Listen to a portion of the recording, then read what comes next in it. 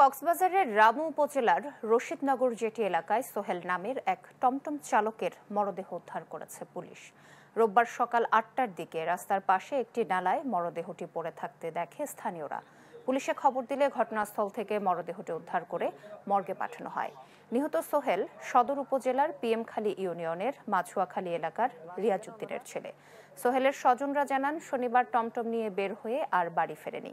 স্বজনদের অভিযোগ, সোহেলের শরীরে ছুরিকাঘাতের চিহ্ন রয়েছে। তাকে পরিকল্পিতভাবে হত্যা করা হয়েছে। ময়নাতদন্তের পর মৃত্যুর কারণ জানা যাবে বলে জানিয়েছে পুলিশ। একজন লোকে ফোন দিয়েছে যে ও তোমাদের টমটমের যেটা ড্রাইভার আছে এটা মারা গেছে। তো আমার ছবি আমি দেখাইছি, আমি দেখছি ছবির মধ্যে। ছবি দেখে আমার এই যে নম্বর আছে এই নম্বরে আমি ফোন দিয়েছিলাম। এখানে তো এসআই আছে আর কি। কিভাবে মারছে আমরা তদন্ত আজও খোঁজ খবর লই না, আজও পাই না। শরীরে আঘাত আছে, সাইডগুলো সিনাত আছে, ফেরত আছে, ফাঁসি আছে, গলাত আছে।